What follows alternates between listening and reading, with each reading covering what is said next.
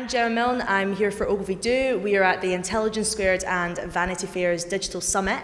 I'm here with Jamie Bartlett, who is the director of the Centre for Analysis of Social Media at Demos, and he's also the author of The Dark Net, which is a book that looks into the hidden world of the internet and all the sort of scary but interesting things that go on there.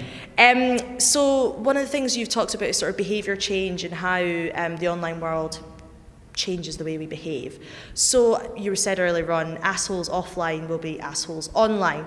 But what about people who aren't assholes offline? How does the internet change them? Well, it subtly changes all of our behaviour. Any type of communication device we use changes the incentives and how we behave with it, and it always has done. And the internet, of course, is no different. But I think for the majority of people, it changes it a little bit. It might make them a tiny bit more narcissistic or a tiny bit more likely to do something they wouldn't offline. But there's a smaller group of people for whom I think it quite radically changes how they behave, what they do, and what they think. Because what the internet does is makes everything very easy to find and everything very easy to do. It's very easy to be nasty, cruel, mean, abusive. It's very easy to find stuff that you wouldn't ordinarily find. And for some people, the fact that those barriers are lowered, that those barriers to bad behaviour are lowered, means there's a certain group of people that are going to do them online that ordinarily, without the internet, wouldn't have done them. So it's not quite a reflection of society, because that's the sort of lazy answer. Mm-hmm. It's something a bit more than that. But it only affects, I think, a certain sort of type of person. Do you think that the internet as a whole has made us more narcissistic, or is it just pulling out something that is already in us? Again, I think it depends on the person. I think for some narcissists, this is the most incredibly valuable medium.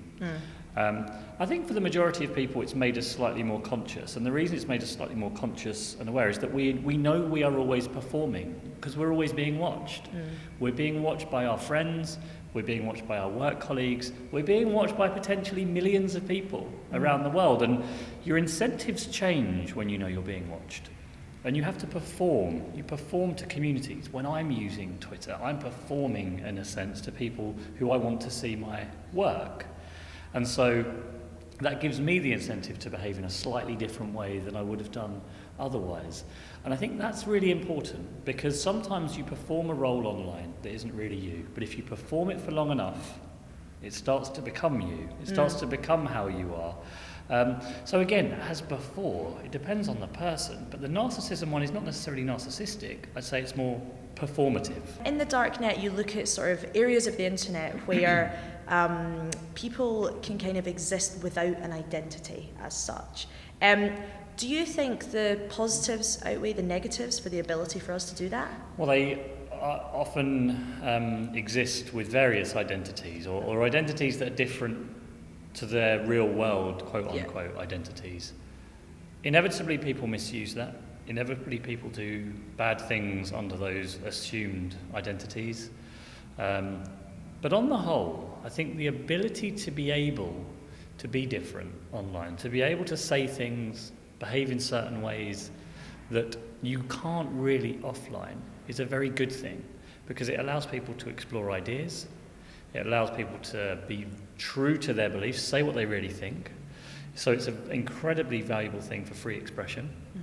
And that's why a lot of the darknet software, the tools, the encryption, are the things used by whistleblowers. They're the things used by democratic activists. They're not only used by the bad guys, they're even more useful for the good guys.